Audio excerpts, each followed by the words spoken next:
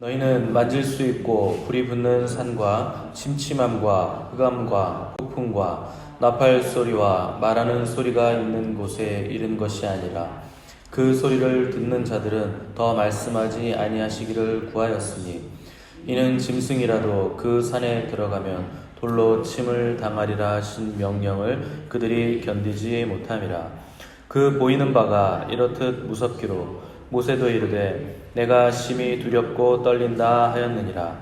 그러나 너희가 이른 곳은 시온산과 살아계신 하나님의 도성인 하늘의 예루살렘과 천만 천사와 하늘에 기록된 장자들의 모임과 교회와 만민의 심판자이신 하나님과 및 온전하게 된 의인의 영들과 새 언약의 중보자이신 예수와 및 아벨의 피보다 더 나은 것을 말하는 뿌린 피니라.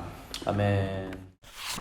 오늘은 신의 산에서 시온산으로, 신의 산에서 시온산으로 라는 제목으로 우리 하나님 말씀 함께 나누도록 하겠습니다. 구약시대 하나님의 백성들이 살아가는 원리는 모세가 받은 율법에 있었습니다. 이 율법을 모세가 받고 나서 주님이 오시기까지 약 1500년의 기간 동안 하나님의 백성들에게 삶의 원동력은 율법에 있었습니다. 율법은 하나님을 믿는 자가 어떻게 살아야 하는가에 대한 계명으로 답을 주는데, 율법의 문제는 이 율법을 인간이 완전하게 또 완벽하게 지킬 능력이 없다는데 그 문제가 있습니다. 그래서 18절 19절 보시면 너희는 만질 수 있고 불이 붙는 산과 침침함과 흑암과 폭풍과 나팔 소리와 말하는 소리가 있는 곳에 이른 것이 아니라 이렇게 기록을 했습니다.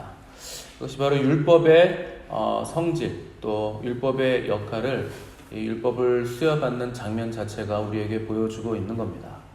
모세가 시내산에 올라 율법을 받았을 때 우레와 번개와 구름이 빽빽하게 산 위에 있었고, 또 나팔 소리가 크게 들림으로 백성들이 다 두려워 떨었다고 했습니다. 그래서 백성들은 금지된 산이었기 때문에 산에 올라가지도 못했고 산 기슭에 있었고, 또 산 위에 여호와께서 불 가운데 강림하실 때 산이 진동하더니 나팔 소리가 커지면서 하나님이 모세를 산 위로 불러 올리셨습니다. 모세도 이때의 상황을 신명기 4장에서 언급했는데, 그 산에 불이 붙어 불길이 충천하고 어둠과 구름과 흑암이 덮였는데 여호와께서 불길 중에서 너희에게 말씀하시되 음성뿐이므로 너희가 그 말소리만 듣고 형상은 보지 못했느니라. 이렇게 기록을 했습니다. 이 장면이 얼마나 두렵고 무시무시했던지 백성들은 모세에게 제발 하나님이 더 이상 말씀하지 않게 해달라, 우리에게 직접 말씀하지 않게 해달라 부탁을 할 정도였습니다. 오늘 본문 21절 보시면 모세마저도 내가 심히 두렵고 떨렸다, 이렇게 기록을 했습니다. 이것이 바로 모세로 대표되는 율법 시대에 느끼는 하나님에 대한 이 백성들의 감정이었습니다. 구약의 하나님은 두렵고 떨리는 공포의 대상이었습니다. 감히 하나님과 그분의 율법 앞에서 고개를 꼿꼿이 들고 서 있을 사람이 과연 누가 있겠는가 하는 것이 구약 시대였습니다. 그러면 오늘 우리가 믿는 하나님은 어떤 하나님이신가? 오늘 본문 22절에서 24절 보시면 그러나 너희가 이른 곳은 시온산과 살아계신 하나님의 도성인 하늘의 예루살렘과 천만 천사와 하늘에 기록된 장자들의 모임과 교회와 만민의 심판자이신 하나님과 및 온전하게 된 의인의 영들과 새 언약의 중보자이신 예수와 및 아벨의 피보다 더 나은 것을 말하는 뿌린 피니라. 무슨 얘기인가? 지금은 율법의 그 두려움을 주는 율법의 시대가 아니라 은혜의 시대라 하는 뜻입니다. 예수 그리스도, 그분의 보혈의 피를 뿌린 은혜의 시대가 우리가 사는 시대라 하는 것을 히브리서 기자가 말하고 있는 겁니다. 율법 시대에는 하나님이 두려운 하나님, 그리고 멀리 계신 하나님이었습니다. 근데 이제는 그리스도 예수 안에서 그분의 피로 하나님이 우리와 가까워지셨다 하는 것이 오늘 본문의 설명입니다. 그런데도 여전히 은혜의 시대인데 여전히 하나님을 먼데 계신 하나님, 또 예수님을 은혜로 믿지 못하고 율법적인 개념으로 믿으면서 기쁨과 감격으로 하나님 앞에 나오는 것이 아니라 두려움과 의무감과 습관으로 인해서 하나님께 나온다 하는 것은 은혜를 무위로 돌리고 은혜의 시대에서 다시 돌아가서 율법 시대로 돌아가려는 것이라 하는 것이 오늘 히브리서 기자의 경고입니다. 여전히 하나님은 멀리 있는 하나님이시고 여전히 하나님은 불과 구름과 연기 속에 계신 무서운 하나님으로 믿는 사람들이 우리들 가운데도 많다 하는 것입니다.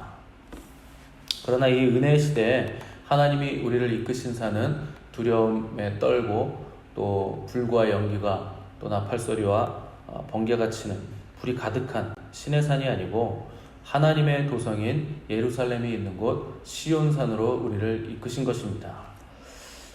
신의 산은 그 명령과 계명을 따르지 않고 철저하게 지키지 않으면 하나라도 지키지 않으면 심판과 저주가 있으리라 하는 것을 보여주는 산이 신의 산입니다.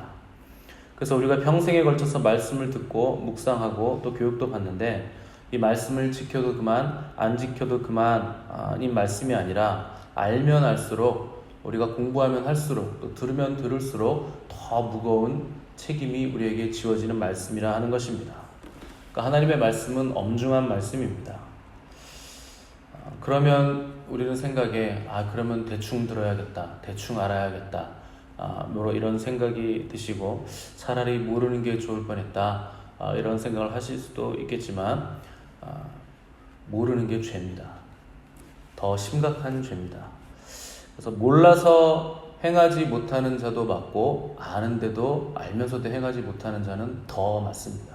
그냥 차이만 있을 뿐입니다. 또 모른다고 죄가 없는 것이 아닙니다. 왜냐하면 영생은 하나님과 그의 보내신 자 예수 그리스도를 아는 것이기 때문에 모르면 영생 자체가 우리가 선물로 받을 수 없게 됩니다. 그럼 율법의 문제는 그 계명을 우리가 들어서 알아도 지킬 힘이 없다 하는 것이 문제입니다.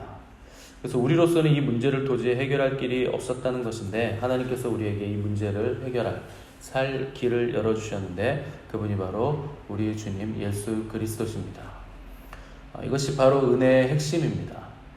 하나님의 말씀이 예수 그리스도를 통과하지 않고 우리에게 직접 떨어지면 우리는 말씀의 무게를 견디지 못하고 이 말씀에 다 깔려 죽게 될 것입니다. 그러나 말씀이 예수 그리스도의 십자가를 통과해서 우리에게 오기 때문에 죽이는 말씀이 아니라 살리는 말씀으로 또 정죄와 형벌의 말씀이 아니라 용서와 사랑의 말씀으로 우리에게 다가오게 되는 것입니다.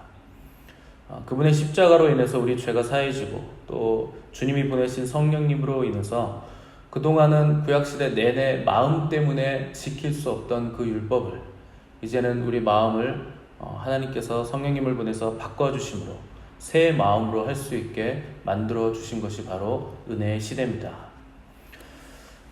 그것이 새 언약의 신비입니다. 돌비에 새겨진 언약은 죽이지만 우리 마음에 새겨진 신비에 새겨진 언약은 우리를 살리는 것이 바로 새 언약의 신비입니다. 그래서 우리 주님도 요한복음에서 내가 너희에게 이른 말이 영이요 생명이라 이렇게 말씀하셨습니다. 예수 그리스도가 없었다면 우리는 여전히 신의 산을 바라보면서 공포와 두려움에 떨고 있었을 겁니다. 그러나 우리 주님이 인도하신 시온산은 공포와 두려움의 산이 아니라 은혜와 축복의 산이며 우리에게 기름을 붓고 새 생명을 주고 우리를 치유해서 하나님의 백성답게 만들어 주시는 거룩한 산이 바로 시온산입니다. 예수 그리스도가 없는 신의 산은 철저하게 닫혀있던 입산 금지의 산이었습니다. 사람은 물론이고 짐승이라도 그 산에 한 발만 들여놓으면 무조건 죽을 수밖에 없는 산이 하나님이 계셨던 신의 산이었습니다.